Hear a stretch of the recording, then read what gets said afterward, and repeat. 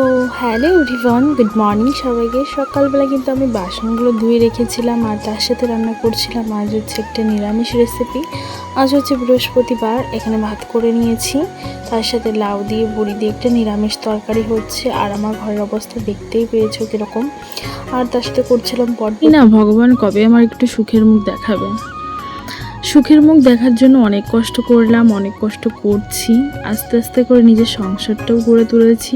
আর নিজের ইচ্ছা মতন এখন নিজের ইচ্ছা মতন রান্না করা, ইচ্ছা মতন সংসারটাকে গোছানো, কেউ বলার কোনো অভিযোগ করার কোনো মানুষ নেই।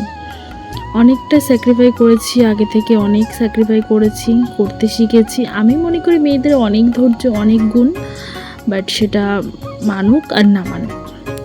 কারণ একটা মেয়ে মানুষ বিয়ের পর মা বাবাকে ছেড়ে চলে আসে, শ্বশুর বাড়িতে থাকে। যখন তার মা বাবার কথা খুব বেশি মনে পড়ে, বাপের বাড়ি যাওয়ার জন্য পারমিশন নিতে নিতে তার একটা দিন চলেই যায়। মেয়ে মানুষ কতটাই পিছিয়ে পড়ে আছে ভেবেছো? তো যাই হোক, এসব কথা বাদ দাও। তো আমি চলে আসলাম আমার এই রান্নাঘরটাকে নিয়ে। আর আজ না প্রচণ্ড পরিমাণে বৃষ্টি হচ্ছিল।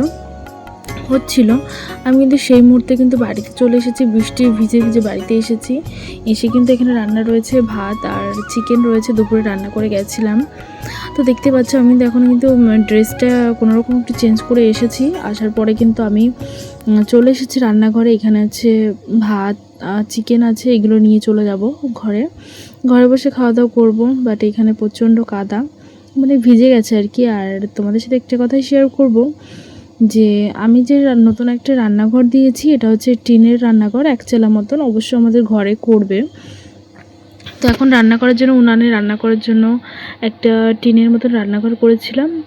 আর সেটা দিয়েই সেইখান দিয়ে না কিছু কিছু গাছটা লাগানো আছে, এই জন্যই বললাম সেই গাছের গোড়া দিয়ে না একটু একটু করে জল আসে। সেখানে দেখো সকালে রান্না করেছিলাম রুটি, তো সেটাই তোমাদের সাথে শেয়ার করলাম। কিন্তু যেখান দিয়ে জল পড়ছে সেখানে কিন্তু একটা বড় একটা জীবন গাছ আছে। সেই জীবন গাছের যে পাতাগুলো হয়, পাতাগুলোর ভেতর দিয়ে টিন বের করে আসছে জলটা।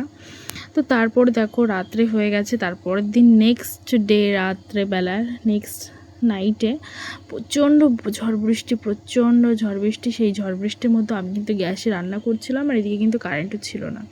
কী আর করবো, দেখো বৃষ্টিতে ভিজে, জলে একদম ভিজে গেছে। কিচ্ছু করার নেই, খেতে তো দিতেই হবে, রান্না করতেই হবে। আর দেখতে পেলে কতটা জল বেঁধেছে দেখো। আর এই সাইড দিয়ে দেখো জলের স্রোতগুলো নামছে, তোমাদের সাথে একটু শেয়ার করছিলাম, বুঝতে পারছো কিনা জানি না, বাট জলের স্রোত নামছিল।